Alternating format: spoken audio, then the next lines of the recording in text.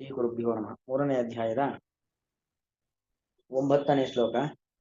ಯಜ್ಞಾರ್ಥಾತ್ ಕರ್ಮಣೋ ಅನ್ಯತ್ರ ಲೋಕೋಯಂ ಕರ್ಮ ಬಂಧನಃ ತದರ್ಥಂ ಕರ್ಮ ಕೌಂತೇಯ ಮುಕ್ತ ಸಂಗಃ ಸಮಾಚರ.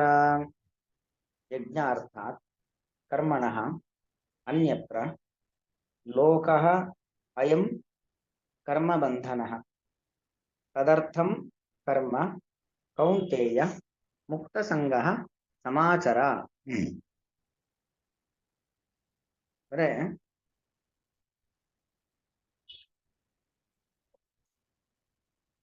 ಯಜ್ಞಾರ್ಥಾತ್ ಕರ್ಮಣಃ ಅನ್ಯತ್ರ ಅಂದ್ರೆ ನಾವು ಮಾಡತಕ್ಕಂತ ಏನೇ ಒಂದು ಕರ್ಮಗಳಿದ್ರು ಕೂಡ ಯಜ್ಞಾರ್ಥಾತ್ ಯಜ್ಞಕ್ಕೋಸ್ಕರವಾಗಿ ಮಾಡ್ತಕ್ಕಂಥದ್ದು.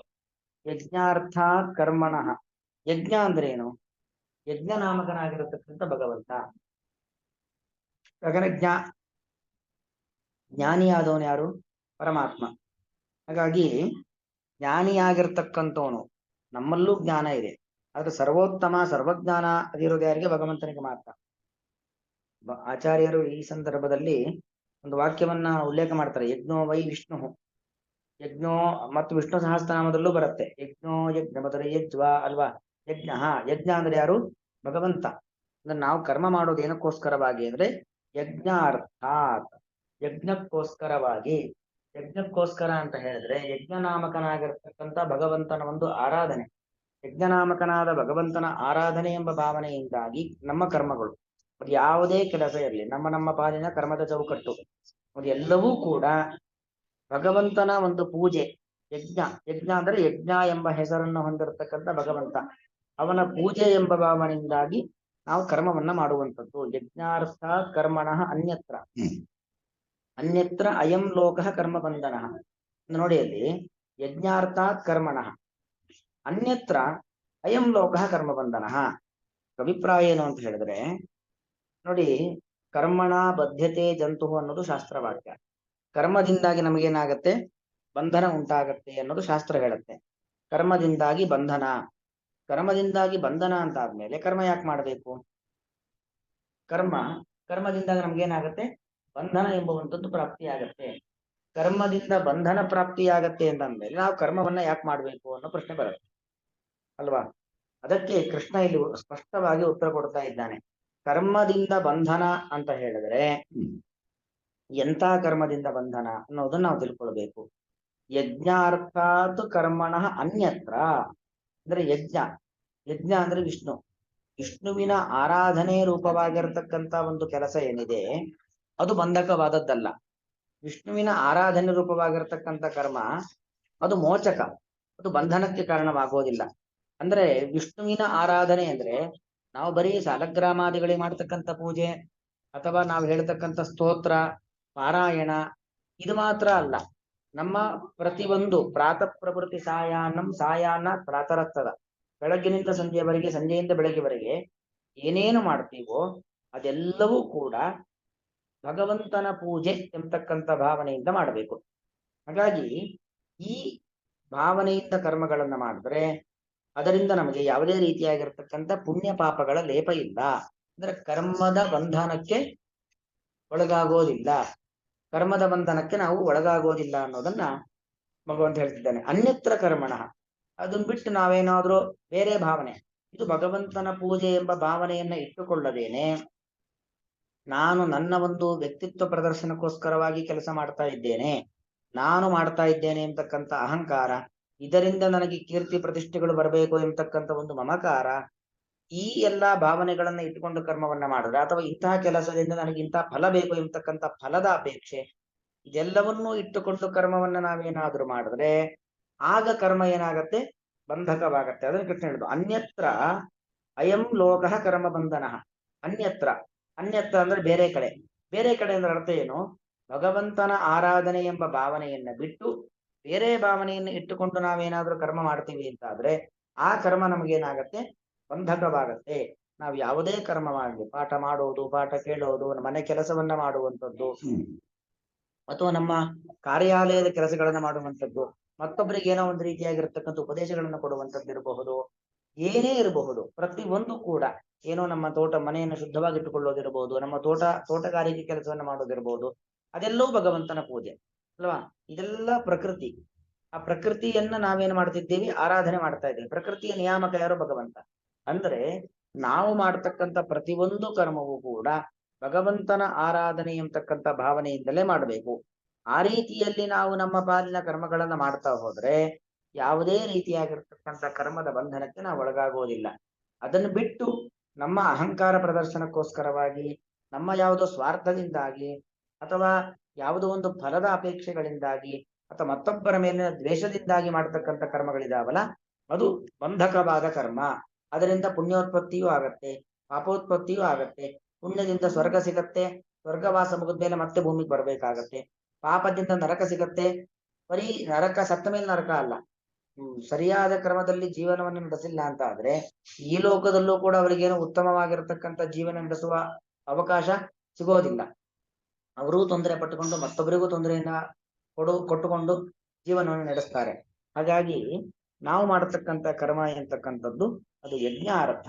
ಯಜ್ಞೋ ವೈ ವಿಷ್ಣು, ವಿಷ್ಣುವಿನ ಆರಾಧನೆ ಎಂಬ ಭಾವನೆಯಿಂದಾಗಿ ನಾವು ಪೂಜೆ ಪುನಸ್ಕಾರಗಳನ್ನ, ನಮ್ಮ ಪ್ರತಿನಿತ್ಯದ ಕಾರ್ಯ ಚಟುವಟಿಕೆಗಳನ್ನ, ಎಲ್ಲಾ ಕಾರ್ಯಕಲಾಪಗಳನ್ನ ಮಾಡಬೇಕು ಅನ್ನೋದು ಇದರ ಅಭಿಪ್ರಾಯ. ಯಜ್ಞಾರ್ಥಾತ್ ಕರ್ಮಣಃ, ಇದು ಕರ್ಮಣಃ ಪಂಚವಿಭಕ್ತಿ. ನಾವು ಭಗವಂತನ ಆರಾಧನೆ ಎಂಬ ಭಾವನೆಯಿಂದ ಮಾಡ್ತಾ ಇದ್ದೇವಲ್ಲ ಕರ್ಮ, ಈ ಕರ್ಮಕ್ಕಿಂತಲೂ ಕೂಡ ಅನ್ಯತ್ರ, ಬೇರೆ ಎಲ್ಲ ಕಡೆಯಲ್ಲೂ ಕೂಡ ಬೇರೆ ಭಾವನೆಯಿಂದಾಗಿ, ನಾನು ಮಾಡ್ತಾ ಇದ್ದೇನೆ ಎಂಬ ಭಾವನೆಯಿಂದಾಗಿ, ಅಥವಾ ಈ ಫಲಪ್ರಾಪ್ತಿಯನ್ನ ಪಡಲಿಕ್ಕೋಸ್ಕರವಾಗಿ ನಾನು ಮಾಡ್ತಾ ಇದ್ದೇನೆ ಭಾವನೆಯಿಂದ ಕರ್ಮ ಮಾಡಿದ್ರೆ ಅಯಂ ಲೋಕಃ ಕರ್ಮ ಬಂಧನ. ಅಯಂ ಲೋಕ ಅಂದ್ರೆ ಈ ನಮ್ಮ ಜನ ಸಮುದಾಯ, ಎಲ್ಲಾ ಪ್ರಜೆಗಳು ಕೂಡ ಕರ್ಮ ಬಂಧನ, ಕರ್ಮದ ಬಂಧನದಲ್ಲಿ ಸಿಕ್ಕಿ ಹಾಕಿಕೊಂಡು ಬಿಟ್ಟುಬಿಡತ್ತೆ. ಯಜ್ಞಾರ್ಥಾತ್ ಕರ್ಮಣೋನ್ಯತ್ರ ಲೋಕೋಯಂ ಕರ್ಮ ಬಂಧನ. ಅಂದ್ರೆ ಒಟ್ಟು ಅಭಿಪ್ರಾಯ ಏನು ಅಂದ್ರೆ, ಭಗವಂತನಗಾಗಿ, ಭಗವಂತನ ಪೂಜೆ ಎಂಬ ಭಾವನೆಯಿಂದ ಮಾಡುವಂತ ಕರ್ಮ ಎಂಬುವಂಥದ್ದು ಅದು ಮೋಚಕವಾದದ್ದು.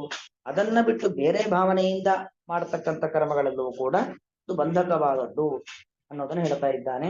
ತದರ್ಥಂ ಕರ್ಮ ಕೌಂತೆಯ ಮುಕ್ತ ಸಂಘ ಸಮಾಚಾರ. ಹಾಗಾಗಿ ಕೌಂತೆಯ, ಎಲೆ ಕುಂತಿ ಪುತ್ರನೇ, ಇನ್ನು ಕುಂತಿಯ ಮಗ ಕುಂತಿ ತನ್ನ ಇಡೀ ಜೀವನದಲ್ಲಿ ಇದೇ ಭಾವನೆಯಿಂದ ಕರ್ಮವನ್ನ ಮಾಡಿರ್ತಕ್ಕಂಥವಳು. ಯಾವುದೇ ಒಂದು ಸ್ವಾರ್ಥ ಭಾವನೆ ಇಲ್ಲದೇನೆ ದೇವರು ಕೊಟ್ಟದ್ದೆಲ್ಲವನ್ನು ಕೂಡ ಸಂತೋಷದಿಂದ ಸ್ವೀಕರಿಸುವ ಮೂಲಕವಾಗಿ ಕರ್ಮವನ್ನ ಮಾಡಿರ್ತಕ್ಕಂಥವಳು. ಅಂತಹ ಕೌಂತೆಯ, ಎಲೆ ಕುಂತಿ ಪುತ್ರನೇ, ತದರ್ಥಂ ಕರ್ಮ ಸಮಾಚಾರ. ತದರ್ಥಂ, ತದರ್ಥಂ ಅಂದ್ರೆ ಅದಕ್ಕೋಸ್ಕರವಾಗಿ ಅಥವಾ ಅವನಿಗೋಸ್ಕರವಾಗಿ. ಅವನಿಗೋಸ್ಕರವಾಗಿ ಅಂದ್ರೆ ಏನು? ಯಜ್ಞನಾಮಕನಾದಂತ ಭಗವಂತ ಅವನಿಗೋಸ್ಕರವಾಗಿ ಅಂದ್ರೆ ಅವನ ಹೊಟ್ಟೆ ತುಂಬಿಸ್ಲಿಕ್ಕೋಸ್ಕರ ನಾವು ಹೋಮ ಮಾಡೋದು, ಅಥವಾ ಅವನಿಗೆ ಮಾನ ಉಚ್ಚಲಿಕ್ಕೋಸ್ಕರವಾಗಿ ದೇವರಿಗೆ ಅಲಂಕಾರ ಮಾಡೋದು ಅದಲ್ಲ. ಅವನಿಗೋಸ್ಕರ ಅಂದ್ರೆ ಅರ್ಥ ಏನು ಅಂದ್ರೆ, ಅವನ ಪೂಜೆ ಎಂಬ ಭಾವನೆಯಿಂದಾಗಿ, ನಾನು ಮಾಡುವಂತ ಕರ್ಮದಿಂದಾಗಿ ಭಗವಂತ ಪ್ರೀತನಾಗಲಿ. ಯಾವತ್ತೂ ನಮ್ಗೆ ಆ ಭಾವನೆ. ಯಾಕಂದ್ರೆ ಒಬ್ಬ ವ್ಯಕ್ತಿಯನ್ನ ಮೆಚ್ಚಿಸ್ಲಿಕ್ಕೆ ಯಾರಿಂದಲೂ ಸಾಧ್ಯವಿಲ್ಲ ಅಲ್ವಾ. ಎಷ್ಟೇ ಮಾಡಿದ್ರು ಕೂಡ ಒಬ್ಬ ವ್ಯಕ್ತಿಯನ್ನ ಮೆಚ್ಚಲಿಕ್ಕೆ ಸಾಧ್ಯವಿಲ್ಲ. ನಾವು ದೇವರನ್ನ ಮೆಚ್ಚಿಸುವ ಕೆಲಸ ಮಾಡಬೇಕು ಹೊರತು ಸಾಮಾನ್ಯ ವ್ಯಕ್ತಿಗಳನ್ನ ಮೆಚ್ಚಿಸ್ಲಿಕ್ಕೆ ಸಾಧ್ಯವಿಲ್ಲ. ಇವತ್ತು ಮೆಚ್ಚಿರ್ತಾರೆ, ನಾಳೆ ಅದೇ ಕರ್ಮವನ್ನು ನೋಡಿ ಬೈಲಿಕ್ಕೆ ಶುರು ಮಾಡ್ತಾರೆ, ಅಥವಾ ಹಿಂದೆ ಆಡ್ಕೊಳ್ಳಿಕ್ಕೆ ಶುರು ಮಾಡ್ತಾರೆ. ಹಾಗಾಗಿ ಒಬ್ಬ ವ್ಯಕ್ತಿಯನ್ನ ಮೆಚ್ಚಿಸುವಂತ ಕೆಲಸವನ್ನು ನಾವು ಮಾಡ್ತೇವೆ ಅಂದ್ರೆ ಅದು ಖಂಡಿತ ಸಾಧ್ಯವಿಲ್ಲದೆ ಇರತಕ್ಕಂಥ ಮಾತು. ಹಾಗಾಗಿ ನಾವು ಮಾಡುವಂತ ಕೆಲಸ ದೇವರು ಮೆಚ್ಚುವಂತ ಕೆಲಸ ಆಗಬೇಕು. ಅದಕ್ಕೆ ಹೇಳೋದು, ನೀನು ದೇವರು ಮೆಚ್ಚುವಂತಹ ಕೆಲಸ ಮಾಡು ಅಂತ. ಅಂದ್ರೆ ದೇವರು ತೃಪ್ತನಾಗಬೇಕು. ನನ್ನ ಕೆಲಸವನ್ನ ನೋಡಿ ಭಗವಂತ ತೃಪ್ತನಾಗಿ ಅವನ ಪ್ರಸನ್ನವಾದ ದೃಷ್ಟಿಯನ್ನು ನಮ್ಮ ಮೇಲೆ ಬರಬೇಕು. ಆ ರೀತಿಯಲ್ಲಿ ಇರಬೇಕು ನಮ್ಮ ಕರ್ಮ.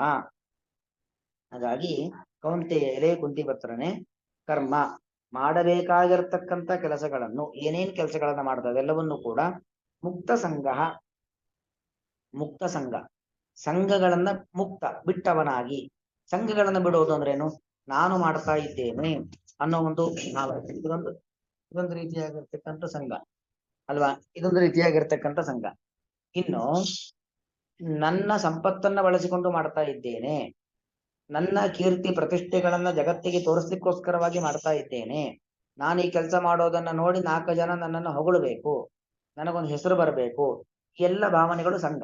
ಮತ್ತು ಈ ಕೆಲಸದಿಂದ ನನಗಿಂತ ಫಲ ಬೇಕು, ಅಪೇಕ್ಷೆಗಳನ್ನು ಇಟ್ಕೊಂಡು, ಎಕ್ಸ್ಪೆಕ್ಟೇಷನ್ಗಳನ್ನು ಇಟ್ಟುಕೊಂಡು ಕೆಲಸವನ್ನ ಮಾಡ್ತಕ್ಕಂಥದ್ದು, ಇದೆಲ್ಲವೂ ಕೂಡ ಬಂಧಕವಾಗಿರ್ತಕ್ಕಂಥ ಕರ್ಮಗಳು. ಹಾಗಾಗಿ ಮುಕ್ತ ಸಂಘ ಆ ಎಲ್ಲಾ ಭಾವನೆಗಳನ್ನ ಬಿಟ್ಟವನಾಗಿ, ಒಟ್ಟು ಏಕಪದದಲ್ಲಿ ಹೇಳೋದಾದ್ರೆ ಅಹಂಕಾರ ಮಮಕಾರಗಳನ್ನ ಬಿಟ್ಟವನಾಗಿ, ನಿರ್ಲಿಪ್ತ ಭಾವನೆಯಿಂದಾಗಿ ಸಮಾಚಾರ, ಬರೀ ಆಚಾರ ಅಂತ ಹೇಳ್ತಾ ಇಲ್ಲ, ಸಂ ಆಚಾರ, ಚೆನ್ನಾಗಿ ಕೆಲಸಗಳನ್ನ ಮಾಡು, ಚೆನ್ನಾಗಿ ಕಾರ್ಯಪ್ರವೃತ್ತನಾಗು, ನೀನು ನಿನ್ನ ಪಾಲಿನ ಕರ್ತವ್ಯಗಳನ್ನ ಸರಿಯಾದ ಕ್ರಮದಲ್ಲಿ ಮಾಡು ಅನ್ನೋದು ಇದರ ಒಟ್ಟು ಅಭಿಪ್ರಾಯ.